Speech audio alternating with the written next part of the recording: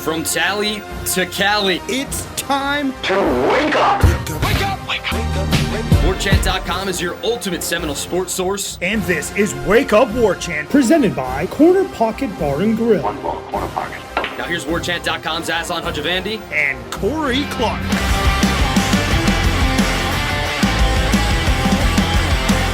Wake up! What is up, everybody? It's Wake Up Warchant, presented by Corner Pocket Bar and Grill. Coming up on today's show is the key to the keep-away game of the opponents to pick up the pace on the offense. The defense, will they ratchet up their pressure?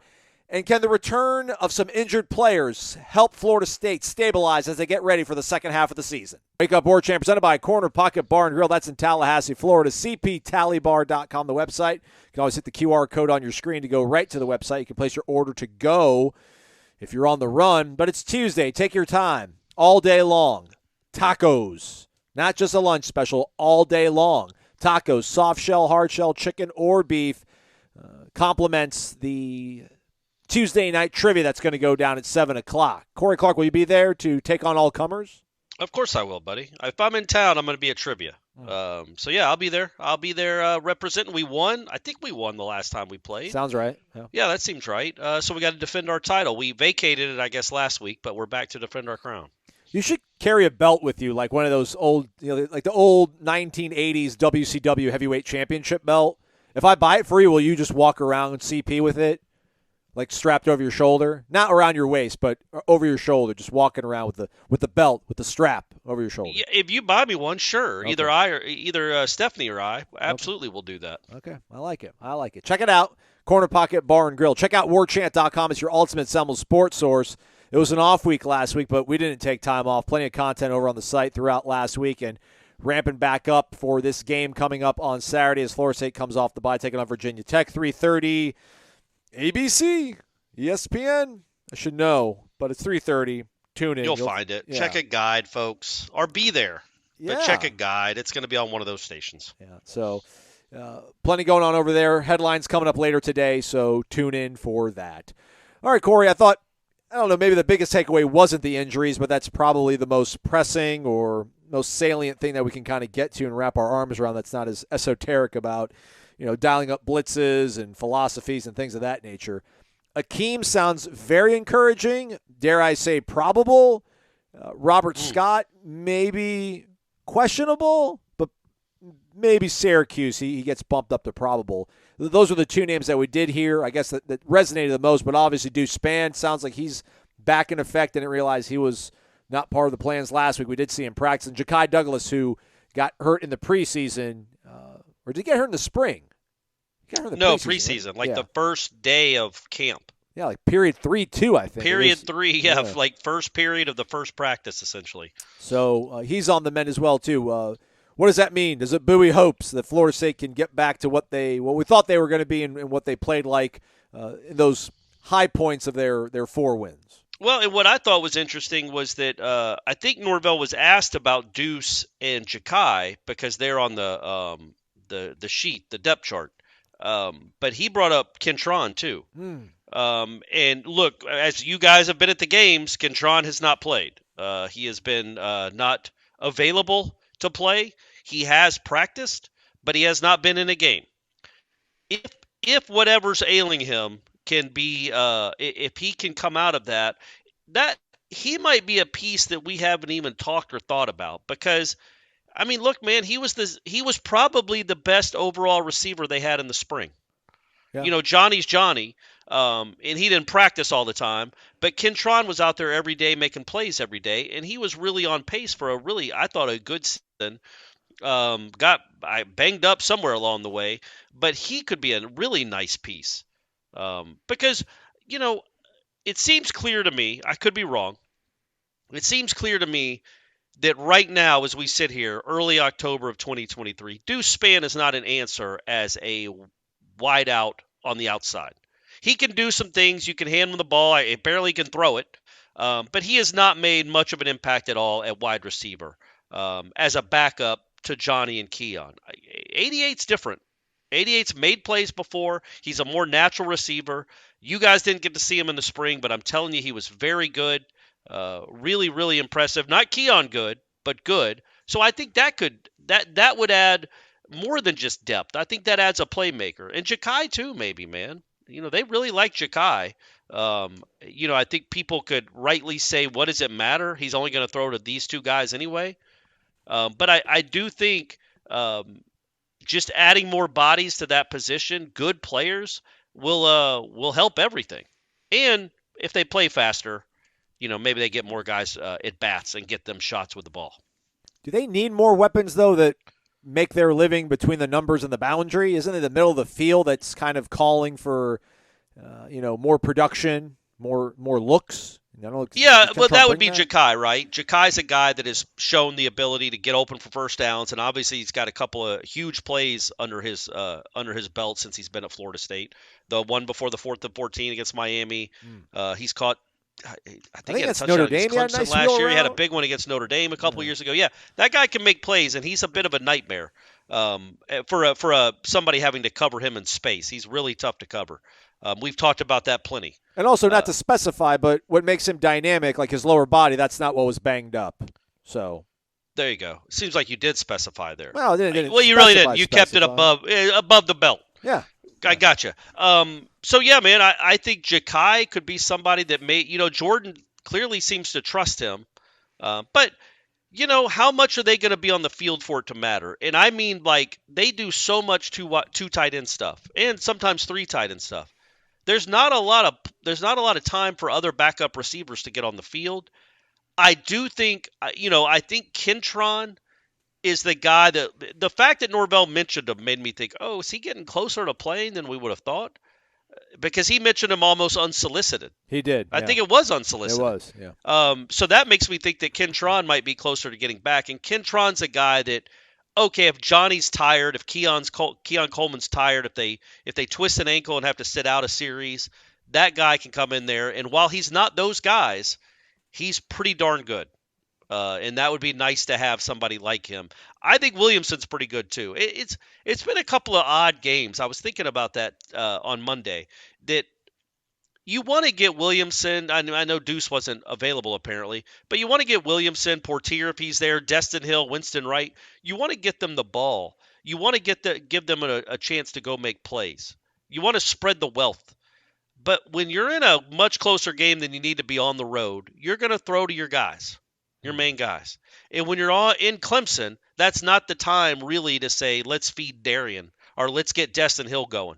I'd like to see it, but maybe this month is where the full scope of this wide receiver room comes into focus. I promise you, I think it's more than 2 guys. I know 2 guys are the only guys that are doing anything right now, and they're doing a lot. But it's just those 2 guys right now. The guys behind them, the guys at the other positions are talented players. And, but so is Jaheim Bell. So, you're going to throw to Destin Hill, Winston Wright, or Jaheim Bell.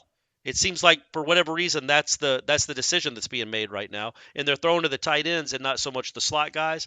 But I do think I keep holding out hope that those other receivers who are good, who are talented, will get a chance to shine as we move forward. And I think they will. I think Clemson's defense is unique. I think Virginia Tech, you'll have some chances to make plays in the middle of the field, and you'll give your quarterback a chance to make plays in the middle of the field. Up front, I mean, the omission of Maurice Smith makes you think that Maurice is probably back to whatever is close to 100% for him. He obviously was able to go against Clemson. We did ask Coach Atkins about Jeremiah Byers, who didn't receive a lot of strong praise on the internet after his performance against Clemson. Some of his missed assignments were a little bit more glaring than others, but Alex Atkins has full faith in him. Talked about Robert Scott, just how important he is because he's played so much football, and him being just beside a guy like Casey Roddick is a big help. Shout out to Coach Atkins for having his guys back, and I believe him. I'm not saying that I do not believe him, but like he said both times when he talked about Jeremiah and Casey, talked about both those guys having only played 4 games as a Nole. And these are guys, Core, that played a lot of football before they got here. Not to say they cannot get better, but did it strike you at all that he didn't seem to, want to – he did seem to want to insulate them from any kind of perhaps perceived slight or criticism because they haven't played as much football here for this program, and maybe that is a difference for why we haven't seen them play to their capability or what we anticipated this offense looking like up front, protecting and paving the way for Benson in the run game. Well, I think they protected fine. Maybe Byers hasn't necessarily, but I mean, come on now. He did pretty well up until, Clemson, which a lot of offensive linemen over the years could say that. Syracuse's offensive line maybe could have said that until they ran into Clemson. I don't think I don't think he's babying them. I think there is some validity to that. Look, Jeremiah Byers was very good at UTEP. I don't know what UTEP's schedule was last year. I don't even know what conference they're in. Do they play like Texas State and Utah State? Are they in that conference? Is that even a conference? I don't know. I don't know where. I want to say Sun Belt, but it's not Sun Belt. I don't know the tough games that UTEP goes to on the road. But Death Valley against Xavier Thomas? Conference USA. Respect to CUSA. Okay, so Hattiesburg? Used to be. They're in the Sun Belt now. It's hard to keep up, folks. It is. It's hard to keep up. Remember the glory days when Texas was in the Southwestern Conference? What was it called? Well, that was what it was called, right? Yeah, Texas and Arkansas were in the Southwest Conference. You look, he has never played in an environment like Clemson, or quite frankly, an environment like Orlando against people like that. Not consistently, anyway. It's a welcome to big-time college football moment, and kind of honestly for Roddick, too. Because Roddick was on a team that sucked and had no expectations. And if you made a mistake as a Colorado left guard, well, join the party, because they all were. They were all terrible. It was hard to pick which offensive lineman played bad, why that play didn't work, why they only scored 6 points. There is a new pressure in a new it's a new scheme, but it's also a new pressure and a new role of playing big-time college football in a program that cares, in a program where it matters, and there are expectations. And I think with Byers, I think Roddick's been okay. He hasn't been Dylan Gibbons, but he's been okay. Byers, I think, has been but again, that's if we're going to judge him solely on the Clemson game, which I do for the pass pro, Xavier Thomas is an NFL player, man. He's found it somehow. I don't know where he's been. He's been there forever, but it's his 6th year, and he's playing better than he's ever played. And this is a guy that was like the number 1 defensive end in the country coming out of high school. He's found it. He's a good player, and that's a tough place to play against a very good defense. So I don't fault them for that. But there's no denying he's got to get better. But I think Atkins pointed out a couple of times it was Clemson. Like, he made sure to mention, Clemson had something to do with that. That's just the deal. It's like, I'm sure Clemson fans are upset about the way the middle of their line played against Florida State. Well, it's like, you're dealing with some real dudes. Fabian Lovett, Farmer, Braden Fisk, they're no joke. They're tough to move. They're tough to move out of the way to run against. So it works that way too. I am going to be interested to see, because they did talk about Rob Scott and what he means.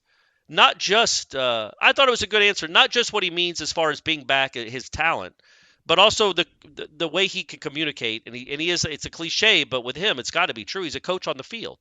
He can help Roddick. He would help Roddick just by being beside him more than Bless Harris can. Because Bless Harris he started 4 games for Florida State. And one of them was Duquesne last year. And then he was hurt for the whole year. So just that experience, I think, would help Roddick. And then on the other side, when Rob Scott does come back, does Bless Harris move to the right tackle? And what do you do with Byers? Because I think that's all still on the table, and that's all still to be decided. But I don't think he's just trying to protect their feelings. I think he does believe what he said on Monday, that he's got to do a better job of calling plays that they do well, and maybe staying away from things he wants to call just because he loves those play calls, or he loves those designs, or he loves it against that look, but his guys can't do it. And that's part of coaching, figuring out what your guys do well and catering to that. And he said he has to do a better job of that. Atkins, I'm talking about. You can do a better job at work, at school, in the car line, wherever your day takes you, by taking Vitamin Energy. Go to vitaminenergy.com. Use a promo code WarChantBOGO. That's WarChant, B-O-G-O. Add an item, get one of equal or lesser value for absolutely free. We're going to recommend that multi-pack. It's got everything in there, practically, everybody. Gives you a little taste, the Ultimate Variety Pack Plus. of everything that's out there in the portfolio. Focus Plus, Workout Plus, Hydration Plus, Vitamin D 100%, the Extra Strength, Burner Plus, the B12 14,000, the Mood Plus. It's all in there. Different flavors as well. Usually $29.95, or rather $35, but it's on sale for $29.95. But you're going to buy one and get one free, so have it. Have that. Incredible. 24 shots. Brightens your day up. Not even 2 full ounces. 260 milligrams, all natural caffeine. No sugar. No sugar, everybody. Corey, you're gonna rock that sweet Vitamin Energy polo when you do the wrap on Doak Campbell Stadium after the big dub on Saturday? I mean, I'll be honest with you, Aslan. I was told by multiple people. I wish it Don't was another even. color. Don't I just wish it even. was another color. What do you mean multiple people? What do you mean multiple people talking, oh, you don't look in a white polo, Corey. That's They said I weird. looked pale. It made me look pale. And I am pale. So that's not the shirts. I'm not blaming the shirt. But when I wear my blue or my black, more of my color palette, my skin isn't so noticeably pasty as when I wear a white shirt. I feel like Irish should wear the white shirt because he's got a natural olive skin. And I'll wear I've got other Vitamin Energy stuff I can wear that's not a polo. So I could do that, and it's more in my color wheel. Just saying. Just throwing that out there. But I might get a spray tan this week. Anyway, buy Vitamin Energy, everyone.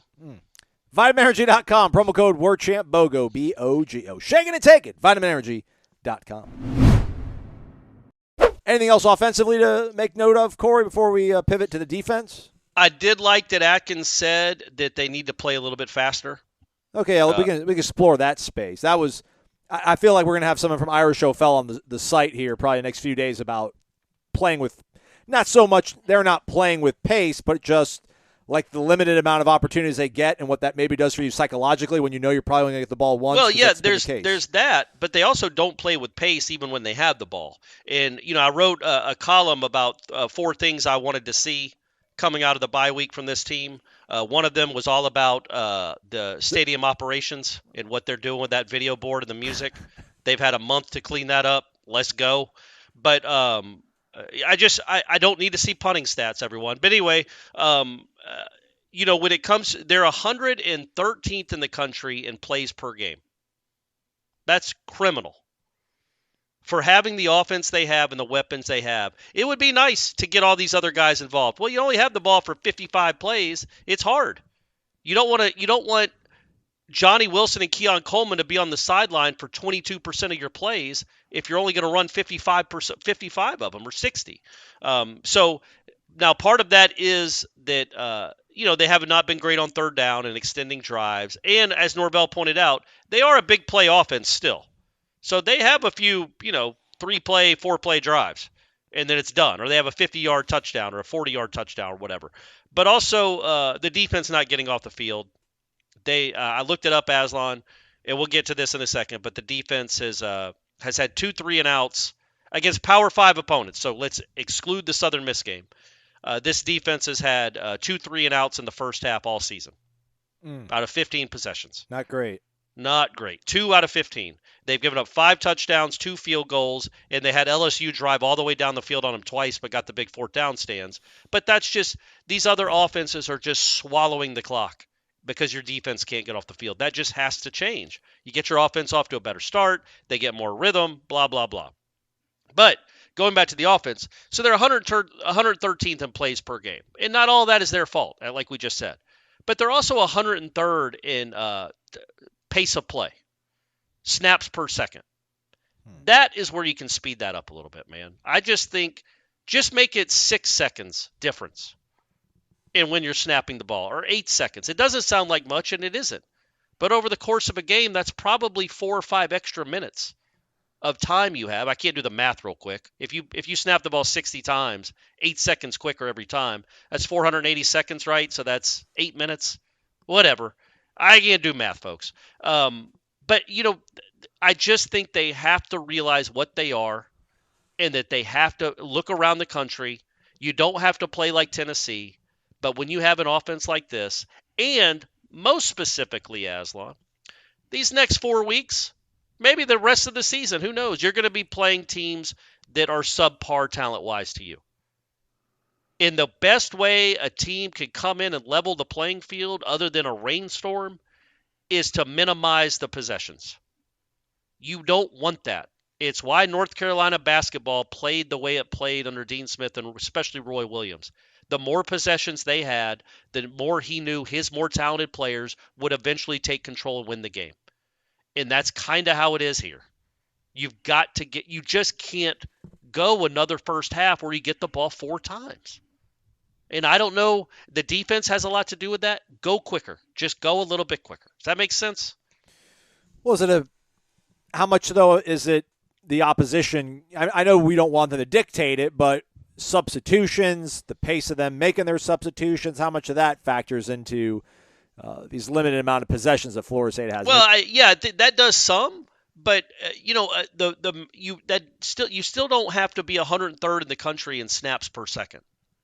Like that you shouldn't do that when you have this kind of offense. Were you able to see what they might have been ranked last year at all, or like? No, Norvell I in didn't. particular? I saw what they were ranked. I could have. I didn't even look. I saw what they were ranked in. Or I saw how many snaps they had. So right now they're averaging something like 63 snaps per game. Last year they averaged like 71. So not a huge difference. But 8 snaps. That's eight plays. That's if you're averaging 5.5 yards per play, that's 45 yards. That's not nothing. And I just think I think probably a good portion of that is the new rules. But they just haven't. I was hoping they would have sped up from last year to this year, knowing about the new rules and knowing what kind of offense you were going to have, and knowing you could, if your offensive linemen get tired, well, you got 3 other guys on the bench that can play and you trust. And it just hasn't happened yet, but that's why I liked Atkins saying that they're going to try to speed it up a little bit. Just go a little quicker. It's okay it's just okay to have more possessions. You don't have to protect your defense because eventually your defense figures it out. And again, Virginia Tech, Syracuse, Duke, you are better than them. And if you only have 9 possessions each team, well, that's instead of 14, that's 5 less possessions to show how much better you are than them. And so I think that needs to be something that needs to be fixed and figured out. This is not the metric you use, but apparently Florida State's averaging 63.5 snaps per game this year. They averaged 70.6 last year. Well, yeah, isn't that what I said? I'm not disputing. I was talking about. I guess I was wondering when you mentioned the per second. Oh, statistic. I think if you go down, if you're on the college football matrix, if you go down in that, their stats, one of their stats is plays per second, in that same little field. And I just didn't look. I didn't look what they did in 2022. All right. Well, but they weren't fast. They weren't fast last year. I'm saying they never particularly been that way. I don't know if that's like almost going now outside your comfort zone. But when people are talking about this team not having an identity, I don't know if it's ever been like a tempo overwhelming you with speed. I mean, I know you're not saying that, but I wonder where the middle ground is because I don't feel like they've been going all that slow. I don't either. But then you look at the snaps per second, and you're like, well, yeah, they are. If they're 103rd out of 130 teams, they're in the bottom 25% of teams in the country snapping the ball. When you have an offense that's one of the best offenses in the country, that just seems counterintuitive. Yes, correct. And again, we're covering a program that in 13 had the best offense any of us had ever seen, and they snapped it once a minute. It was ridiculous, and it didn't matter. So I get where we're at, but I just think, especially this month against these teams, look, the reason you almost lost to Boston College was because you had the ball 3 times in the first half. Clemson's a different story. Clemson, you just survive and advance. But as you move forward against these teams you should beat, and you're favored by 26 points this week, don't let them hang around because you have the ball for 4 possessions and a half. Even if you do well and you score 2 touchdowns in 4 possessions, you've got 14 points at the half. That ain't cutting it. You just the great offenses, they have 24 at the half. They have 28 at the half. And what's funny about that, though, is I think back, the only time they put up a ton of points in the first half this season was Southern Miss. And I don't even think they played particularly well offensively by their standards. Yeah. But the defense kept getting 3 and outs. So they had like 8 possessions in the first half. They scored on 6 of them or 5 of them. The game's over. I just think that I know a lot of it is on the defense, and you don't want to go outside of yourself. I just think you can get plays in quicker, sub quicker, and you have a quarterback that you trust. Get the thing going just a little bit faster, 5 seconds faster for each play. And I think over the course of a game, it distances yourself from the underdog teams you're playing. It tilts the field back in your favor instead of leveling it.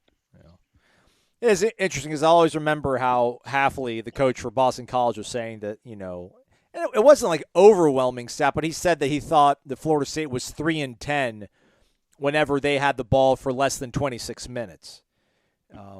They actually had the ball for 25-24 against Clemson. And I guess that probably includes overtime as well. So it's not like the fatal flaw there. But they had it for 26 minutes and 10 seconds against Boston College. So his whole thing was like, if we would have got that one extra stop on them, we probably would have been able to beat them. I'll never watch the clock like that, though. But just something interesting to think about.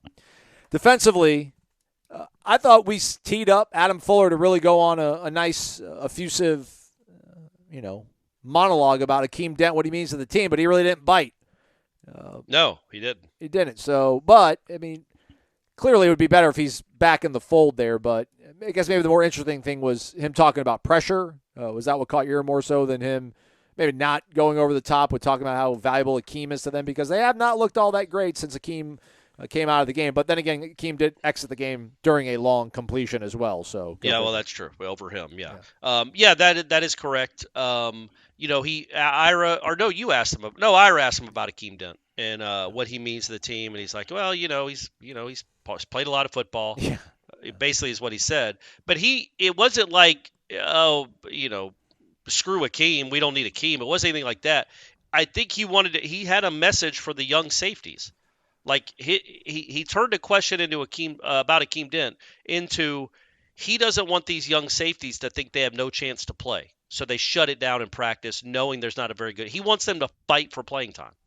That's the message I got. He wants Hussey, the Barker kid, he wants these guys to fight KJ Kirkland for playing time because it's there if they want it, if they can go get it. Clearly, Kevin Noles did not purport himself all that well when he in Akeem Dent's stead, and we'll see if he's starting again this week or if Akeem Dent is back. But clearly, there is room to play at the safety position at Florida State, and I think these guys are going to be good. They made plays right away in their first week of college football practice. They were making plays. So he wants them to expect to play and practice like they're going to play because I feel like he kind of wants to use them. And it wasn't all that feasible the first month of the season. You're playing LSU in Orlando. It's not a time to be debuting true freshmen in the secondary against that wide receiver group. Then you had Southern Miss. They got to play. And then you have Boston College where you probably wanted to play them, but oh no, you're up by 2 in the fourth quarter. So they can't play then. It was too close a game. And then Clemson obviously is a whole different animal. So now you have a month where these guys can really kind of, I thought it was interesting when he said that, the first few years they were here, they didn't have backups like this. They didn't have backups that were young but were talented enough to play as true freshmen. He made a point of saying it's different now. And I don't know if he was talking about the safeties, if he's talking about Blake Nicholson, maybe. But I think he really wants some of this freshman class to start working itself onto the field, at least get into the 2 deep. And this month, if they handle business and play well, would be a good chance for that. But yeah, what Norvell said was that he felt very confident that in Akeem's availability, it seemed like. To be back. And it is a big deal. We shouldn't poo-poo it like Adam Fuller did. I just think he had more of a message he was trying to send to the freshmen. But Akeem Dent getting back, it's a guy that's, I don't know what he's started, 33 games, 30-something games in his college career. That's a big deal to get back there, especially when you saw that it wasn't so great behind him. I think that could calm things on the back end a little more than they were against Clemson and Boston College for sure. What's the more pragmatic take, though, Corey? Is it expecting, hoping, pushing Akeem and Shyheim to play better so that you are better on the back end? Or is it making these young guys step up because you kind of maybe already know what Shyheim and Akeem are going to be, Meanwhile, KJ and Ashland and Conrad, they have not come near their ceiling versus them. I just feel like at this point, I'm not necessarily asking for Ashland Barker to come out of the blue and start playing like, Batman for us. Like, I kind of want to see Akeem and Shaheem play to the level that we were expecting from them. Yeah, I think so, but I think, if you're eyeing like, a November game against Miami or a game in the swamp, if that's even a thing, Napier, good grief, man. Read the room. If you guys go watch some of that press conference on Monday, yikes. But or North Carolina in a championship game or whoever in the playoff game, I would say that I think, at least when it comes to Akeem Dent, I think their feeling is these young guys probably have more top side potential. And maybe in 2 months, they will be ready to compete athletically. They'll know what they're doing clearly, but they'll know what they're doing. They can clearly compete athletically with some of these guys. I mean, Conrad Hussey is a long, rangy kid. And I just feel like they're excited about that potential, and you don't have to wait a year. If you're ready to go, if he can give you 17 snaps against North Carolina in a championship game, those are big snaps. So get ready and go play. And so, I think by and large, I don't think you would be looking at the Miami game. It's, Barker and Hussey as your two starting safeties because they're just better right now than Brown and Dent. That's not how it is. But to build programs, these are, you develop depth. And right now, they've not really been able to develop any depth at that position. You saw what happened. Akeem Dent, he's not, Kyle Hamilton back there at that's his name, right? The kid from Notre Dame. Yeah. He's not an All-American back there, and you saw the difference between him and his replacement. So he wants this to be rectified where he has maybe more depth and more safety level, high level, elite talent at safety playing on the field in November when they might be playing for some real stuff. He would like to have maybe better personnel behind Shaheem Brown and Akeem Dent than he currently thinks he has now. But by all means, Shaheem and Akeem make plays. We're waiting for it. We're waiting Go for it. Go for it. You're allowed. You are allowed to go make some game-changing plays, guys. I didn't go listen to Napier's press conference. I don't make a habit of it. I just Googled Billy Napier, though, and apparently the Gainesville Sun, that's the paper of record in that county, right? Oh, sure, yeah, whatever. Alachua? Yes, it's the only paper in that county, but yes. Headline, Billy Napier, Florida contract, : what Gators coach have fired. So hometown papers firing up the financials on cutting ties with. It's crazy, man. Like, look, man, Napier might turn it around and be a good coach. They might be Florida State in the end of the year. I'll qualify everything. But to go from, like, can't they just get a sort of normal dude as their head coach? Like somebody that, because what happened on Monday was Napier was asked about, he's getting criticized. He was being asked tough questions. And he started kind of barking back at the questioners and saying, we don't care about what people on the outside say. Everybody on the outside was saying how awesome we were after we beat Tennessee. I'm there every day. I'm on the inside. I know what's working. Those kind of things where you're just simply alienating a fan base that, by and large, has been pissed off for a decade and a half almost. You know what I mean? They went from Urban Meyer's heart attack to, who is it, Muschamp? Yep. In that debacle, he had one good season, to McElwain in his shark-humping self on a boat. And not only that, obviously, it's not true, Corey. It was not him. Leave ourselves open to libel. But do you remember why he was fired? Or one of the reasons he was fired? Number one, he had no sense of humor about it at all.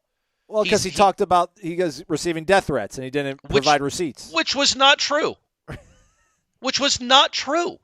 He said he was getting death threats, and they weren't true. He just lied.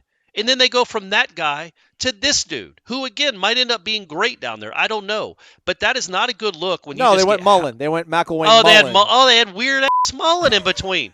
They can't. That crew can't catch a break down there. Well, that's who they are. This is who Darth they are. Vader mask wearing weirdo to now they got this guy who is appalled that you have the gall to question him. And it's like, man, you've got to.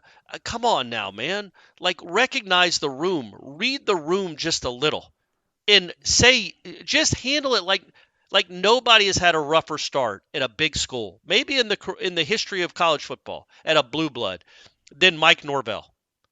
He was 3-10 in his first 13 games, including a last-second loss to Jacksonville State. Not once did he get his bristles up and fire back at the fan base. Do you know why? Because that would be idiotic. You just have to sit there and wear it and say you're going to do better, which is exactly what he did, and now he has. And I just wish these head coaches, these guys, they come from – he has no ties to Gainesville. He doesn't care about that program like the people that have been going to games for 30 years, and he calls them outsiders. It's infuriating how most college football coaches handle themselves, but we don't – hey, again, this ain't wake up Gators. Yeah. This ain't wake up, but it just that was really it. Just and I'm not a fan of Florida. I don't feel bad necessarily for that fan base, but good grief, what a run of coaches! I mean, even their good one was Urban Meyer, who was after Spurrier. Zook. Yeah. So holy moly, Zook, Urban Meyer, Muschamp, McElwain, Mullen, and now this guy. Well, teams take the personality of their coach. Maybe coaches take the personality of their fan base. That's a good way to put it. At least in Gainesville. Good way to put it. Oh, I did want to say something else, though, about Fuller. Oh, go ahead. I'm sorry. Real quick, I saw a quote here from Napier. Some of these questions you're asking, you weren't asking a couple weeks ago. Ultimately, it is what it is. We have to deal with the result. Yeah, because you've been losing games. Yeah, and you beat Charlotte 22-7. You scored one touchdown against Charlotte. And then you go on the road and get housed on national television by Kentucky. I guess apparently they don't 200 yards in a quarter. I guess apparently he calls plays. Fans aren't happy about that, but he's going to hold on to that as well. So, anyhow, enough of the Gators. What about Adam? At least I don't think he has a son on his staff, does he? Not yet. So at least he's avoided that. Maybe he's a ball boy though. Who knows? But about going back to Adam Fuller and Norvell too. So I think I asked both of them. I asked Norvell a different type of question. I asked him about being more aggressive and what that the way they play in the second half against Clemson, isn't that something they could carry over the time like? And he said, and he and Fuller both said, it's not all about blitzing. Being aggressive, attacking, it isn't just, I'm going to bring 7 guys this time. I'm going to bring 5 guys this time. I think Fuller's quote was, if blitzing every play worked, we would blitz every play. Right. Really good quote, by the way. It was. And so it's not just that. They talk about, staying connected to receivers more. The way Fuller was talking about it is the urgency they played with in the second half is what he wants them to start with. He had a really good quote too. He's like, we're very good with our backs against the wall. But how about we start better so we're nowhere near a wall? In that, I paraphrased it, but that was essentially the sentiment of the quote. And that's exactly right, man. Like Boston College, their first 2 drives, they score 10 points up and down the field. LSU, their first 3 drives, Aslan, over 200 yards in 3 drives. Now, they only scored 7 points because they got stopped on 2 fourth downs, which is great. You don't dismiss fourth down stands. Clemson scored on 3 of their first 4 possessions. And that offense is not very good. Like Florida State's defense comes out and continually gets punched in the mouth. Now they get up and then they start punching. And they're very good at responding. But how's about playing like that from the start of the game? There are adjustments that are made. They do see, Norvell talked about Clemson did things they hadn't seen, which I don't dispute, obviously. He said they did some quad looks that they had never seen and couldn't have prepared for and all that. But once Florida State's defense finds its footing, it typically plays really well. But, maybe not this weekend, but who knows? This quarterback might play out of his mind. They've got some games coming up where if you start slow again, you might not be able to turn it around. The offense might not be able to get back in the game. You might not have a strip sack, fumble return for a touchdown. Like the margin for error isn't great when you're constantly behind in every game you play. And they've been behind by 2 scores against Boston College and 2 scores against Clemson right away. 10-0 in both of those games right away. And then LSU, they were behind. I think maybe they weren't behind in that. Yeah, they were. They were behind 14-7. Were they behind? I thought it was 10-3. I thought they got a field goal on their first possession, Florida State against Boston College. Maybe. Yeah, you're right. So 10-3. Yeah, I guess it was 10-3. But Boston College scored. I don't know what happened. 17-3 then, maybe, or 14-3. I don't know. Who knows? Either way, I'll look it up. Look it up. Look it up, Aslan. Come on, man. But that's what you want. You just get a couple of 3-and-outs in the first quarter. Because if Norvell wins the toss, he's always going to defer. Get your offense going. Give them at bats, and then watch how much more fun it could be to play with a 17-0 lead, as opposed to being down 10-0, which just seems to be the norm around here this season. Because again, I want to point out, and I pointed it out to Fuller in my question, every game they played, they've had dominant stretches. They're not getting run over like they're the USC defense by any stretch. Boston College scored on its first 2 drives and then did diddly poo for 6 straight drives as Florida State went on a 28-0 run. LSU didn't score in the second half until there was a minute left when the freshman DBs were in the game. Clemson scored 7 whole points at home in the second half in 4 plays. There was a whole half and 4 extra plays, and they scored 7 whole points. So the defense has been good for stretches and long stretches. They've just started horribly. And it did sound like Norvell and Fuller clearly want to address that and make sure that they can start with a little more, as Fuller said multiple times, urgency. Like, don't wait until you're behind to start playing like you're supposed to be playing. Thoughts on Jermaine Johnson on Monday Night Football intros saying last chance you? Oh, is that what he said? I did not see that. He did after the game tweet about Doak Campbell Stadium, though. He did. He knows how to hedge himself. Yeah, exactly right. So he came back and made amends. By the way, how about that? Did you see the hold on him on the Mahomes run? No, but I saw somebody say something about it. I saw it. Was funny. He just got spun around. It was so ridiculous. And Collinsworth, of course, didn't say anything about it. I don't know how they could have missed it. He was too busy talking about Zach Wilson playing. There's a guy. He just finds a way. And also with Collinsworth, it always sounds like he's about to bust it out in laughter.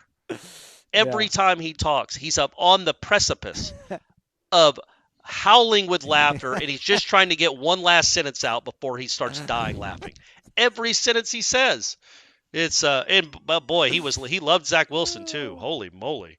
Yeah, I'm happy for him. I'm glad he played all right. He played all right. The last 4 drives, he did nothing. Yeah. Well, he played all right. He played earlier, played better. After the 17-0 hole, you let him back. That's right. And shout out to Patrick Mahomes in his post-game speech was like, I thought he played his rear end off. Like, you never hear a quarterback compliment another quarterback, but anyhow. He said that they had him when they were on the field for the handshakes and everything. Yeah. He went over to Zach Wilson and he said something. He cussed somehow because they bleeped it. Yeah. But I think it was like you played your blankety blank off. Yeah. Like he was very nice to him. Yeah, I think I feel like Mahomes is probably a pretty good guy. And I'm telling you, I think I mentioned it when I watched it on Netflix. If you watch the quarterback documentary, that dude is just built different. You can understand it's not just the talent. Jeff George had talent, man. That guy's mindset, his personality it's just absolutely everything you would want a leader to be. Absolutely everything you'd want a leader to be. MyBookie.ag, promo code is Warchant. Use that. You get an instant cash deposit bonus. Means you put money in, you get a little bit more on top of it. Gives you more to play with. Not well thought out picks. I was on fire, everybody, Thursday, like quite literally. I picked like all 3 games right on the parlay to give to my friend who did not bet it. So I'm a little hurt they didn't listen to me. You don't have to listen to me. Maybe hedge me, fade me, since I was on fire last week. Oregon State at Cal. 52.5 the over-under. Let's take the under on that one. Just don't see Cal. They're both going to play defense. That's what they do in Cal. That's what they do in Berkeley. That's what they do in Corvallis. They play defense. So, high 20s, low 20s. 52.5, let's take the under on that. I know it's gross. Don't like doing the unders a lot, but we're going to do that. How about Wyoming at home in the elevation? Getting 5 at home against Fresno. Fresno, I think, has, the longest winning streak in college football behind Georgia, and they're tied with Florida State. So, that's crazy. Altitude, let's get 5 points at home for the Cowboys. Let's Cowboy up, YO up. Let's take Wyoming. I'm not going to give anything on the Florida State game. I'm just going to let you know it's 24 points right now. 24 points. It was 25. Some books said 26, but right now 24 over at MyBookie. MyBookie.ag. Bet anything, anytime, anywhere. Shout out Devin Vassell. Florida State basketball product. Tell him how much, Aslan. 5 years, $146 American dollars. Well, million. Yes, 146 You million. left American. out a pretty important part of the contract. 6 zeros after the 146. Right. That's incredible. I kind of keep tabs on what's. I mean, I'm a Lakers fan, but I'm not looking at all the box scores on the Spurs. But Devin would chip in 10 points here and there, man. But to get that's like a rookie on the rookie scale. That's coming off of it. That's an incredible contract.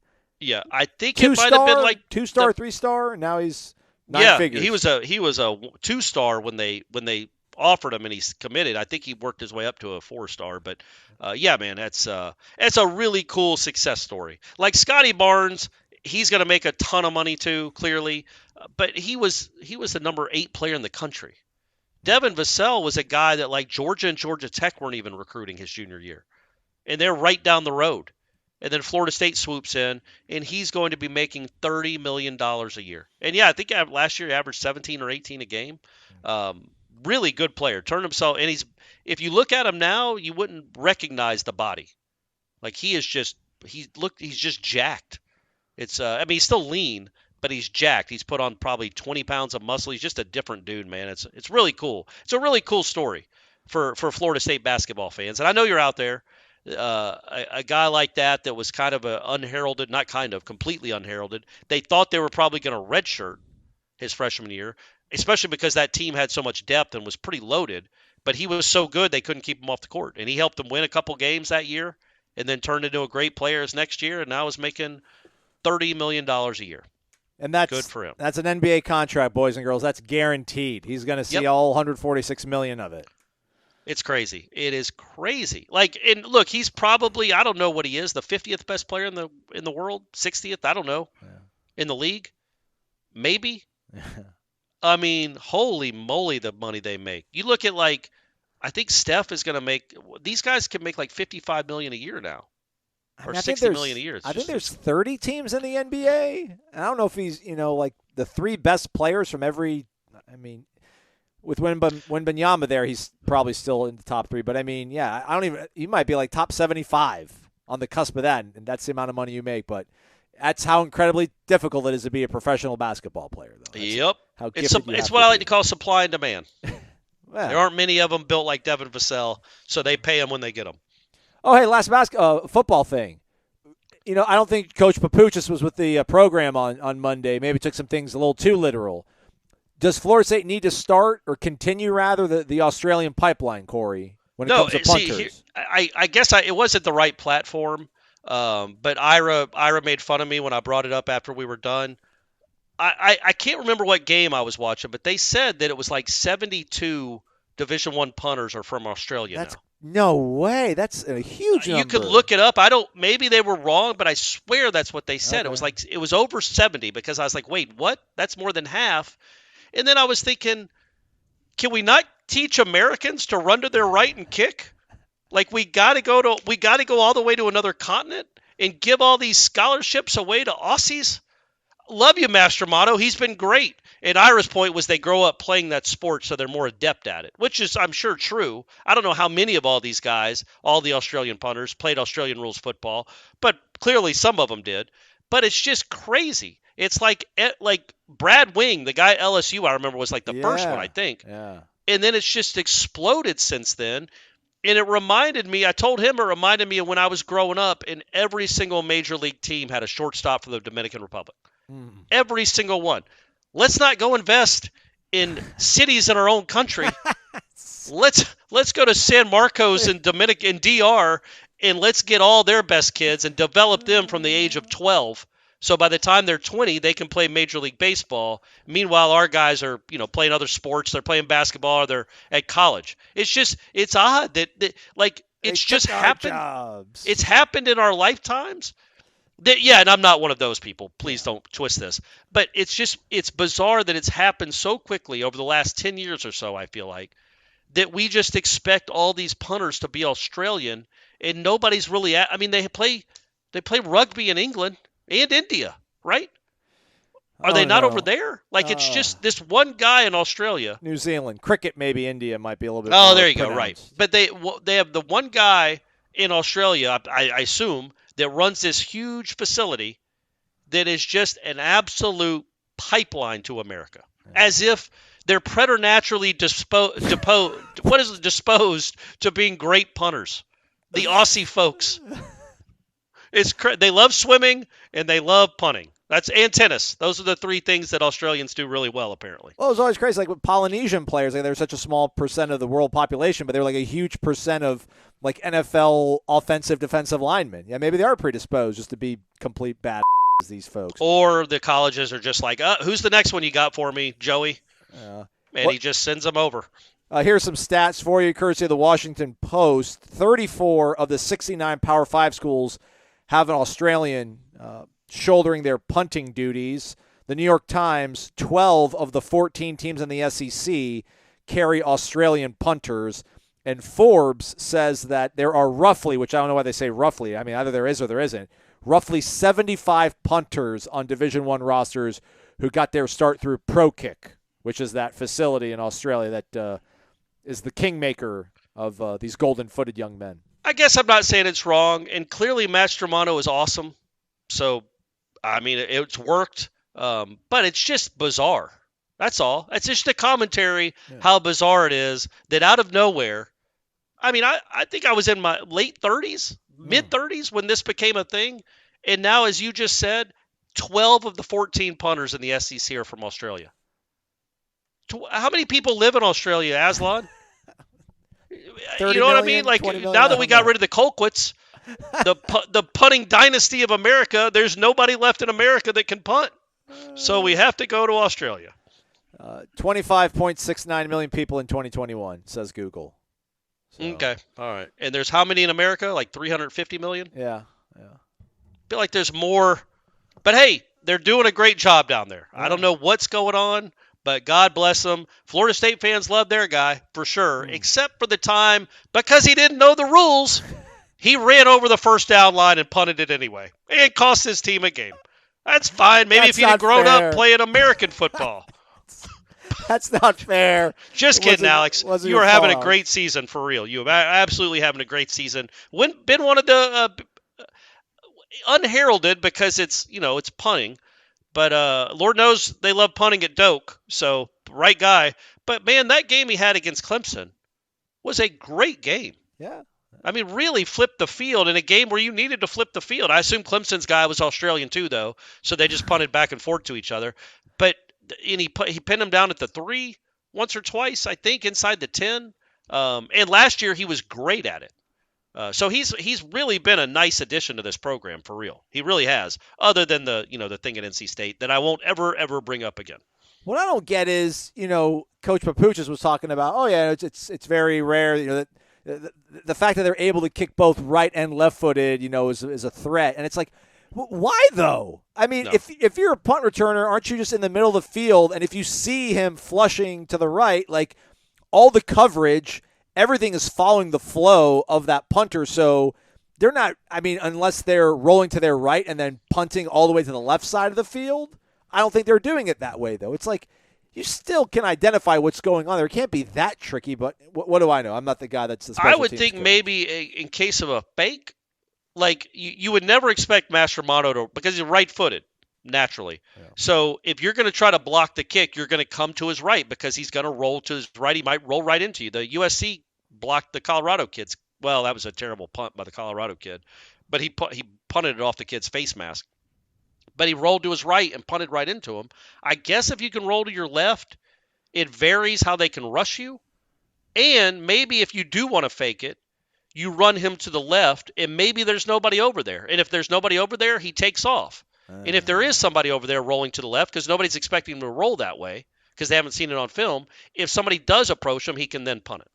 You know what always stuck in my craw, and he's not Australian, but, man, Graham Gano had speed. If Graham Gano was around, he's around now. He's still kicking field goals. Shout out to Graham. But, like, if he was a punter right now in college, he would be Ray Guy, reincarnate because he had legit wheels, not like wheels for a punter. Like he had legit wheels, and teams are much more open to like rolling their punters out in this day and age. Yeah, he would have been really good at. Yeah, he was like I think legit like a 4.6 guy. Yeah, I don't know if he ran at the combine. I assume kickers don't run at the combine, but he was a. I think he was on his like high school like state winning or state placing like a relay team. Like he had that kind of speed. Yeah, he was. They actually tried a fake punt with him or fake field goal against Florida. Tebow's year in Doak, and it did not work out well. It was snuffed out. It was not the right time to call it. It was pretty predictable, and he got tackled. But he was a very good athlete. You know who else was a great athlete? Was Dustin Hopkins. Dustin Hopkins. Like he could apparently do like windmill dunks and reverse dunks, just like a freak of an athlete. And hey, man, he's been good for the Browns. I think he's a good golfer too, D-Hop.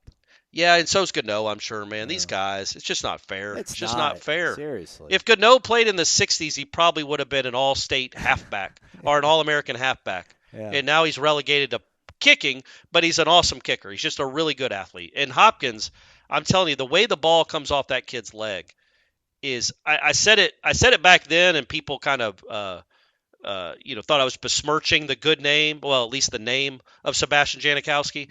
But man, he had a bigger leg, I think, than Jano did. He had an explosive right leg. He was like Logan Tyler. It sounded different when he hit it. Right, it just twitchy, man. All built. That's what I'm saying. He had like a 38 or 40-inch vertical, just all bound with all these nerves and muscles and everything else. Man, good for him. Good. He's having a great career. He's had a really good career. By the way, Graham Gano told the Charlotte Observer in 2015 that he believes he could still run a 40 dash in the 4.5 range. Yeah. So okay. I think he was a native. I think he was born in Scotland. Yeah. Old Graham Gano. I think that was the story there. Yeah. Cool. Best story about him is when Jeff Cameron called him Onions. He got that nickname, and I know we've had a long show, so we can end on this. By the way, our guy John, who we autographed his hat at, what was it, Hooch? Yeah. Said that, I don't know why you guys keep complaining about long shows. The longer, the better, and 3 people hit the thumbs up button to his comment. Oh, okay. So there's at least 4 people that love this stuff. That's good to know. But so Gano, it was an NC State game, close game. Imagine that in Carter Finley on a Thursday night. 07 or 09. 08. So they lost in 10 when Ty Jones made punt or fumble. So the 08 game was very close. I think Florida State has a 6-point lead, and they had the ball at like the NC State 35-yard line, 36-yard line, late in the fourth quarter. And Bobby Bowden's, it's like 4th and long, and Bowden's deciding whether he's going to punt or go for it or whatever. And Gano tells, I can't remember who the special teams coach back then was, but he told the special teams coach, hey, I think I can make this. And he goes, well, go tell the coach then. And so Gano ran over to Bowden and was like, hey, coach, I can make this. And Bowden's like, all right, go make it. And he went out there and drilled like a 53 or 54-yard field goal to essentially ice the game. And it was really risky because if he misses it, NC State, who's only down by a score, gets the ball like at the 35 or 40-yard line. So and he made a bunch of clutch kicks that year, but I think that was his biggest. Try to find it for you, but I was unable to find. I was trying to do both, trying to find out the special teams. Who was the special teams coordinator back when Bobby was winding things down? It wasn't Mickey. No, it was not. Well, I'm going to look it up. I'm going to look up the game I'm talking about. You get us out of here. Oh, I had us at that point there, but now I got to go back and probably. Yeah, can't pull up that quickly. Anyhow, Seminole headlines coming up 1 to 3 o'clock. We'll be at practice, so we'll have observations for you on tomorrow's show, which will be fun. We'll also have Mike Barber from the Richmond Times-Dispatch talking about the Hokies. Get us ready, get us involved into game prep mode as Florida State takes on Virginia Tech. Virginia Tech 1-0 in the ACC, so you never know who you might bump into later down the road. They got a big quarterback that's maybe changing the dynamic for them, so we'll see how it all goes. We'll be out at practice. I was right. It was a minute 53 to go. They were at the NC State 36-yard line, and they were up 23-17, and he kicked a 53-yard field goal to make it 26-17 and beat Russell Wilson and the Wolfpack. Suck it, Wilson. Yep. All right. how come? Man, I can't. I gotta just spend like one day getting reacquainted with Nole fan, because there's times where I can go right where I got to go and I can find it and it's amazing, and there's other times where I just get lost in all their incredible statistics. It's amazing. What a resource. Awesome. It's awesome. And Preston Parker and Taiwan Easterling both had 5 catches in that game. Yeah. Incredible. Little names from memory lane. And it would be derelict if we didn't go back and find out, because we brought it up. It was the late Jody Allen was the ends and special teams coordinator, much like what John Papuchis does, which is funny because I never thought that was something that was double dipped into. But yeah, Jody Allen was the special teams coach back then. So Graham's like, I got this. There you go. And Graham got it, as Corey alluded to earlier. Onions. And still kicking. Golly, 15 years later, he's still kicking. God, we're getting old. All right, let's go to practice, Corey. Let's do it. He's Corey. I'm Aslan. Jeff Cameron Show, 1 to 3 o'clock. Tune into that. We'll be back with another program for you tomorrow. Practice observations and the like. It's been Wake Up Warchant, presented by the Corner Pocket Bar and Grill. Thanks for listening, everybody.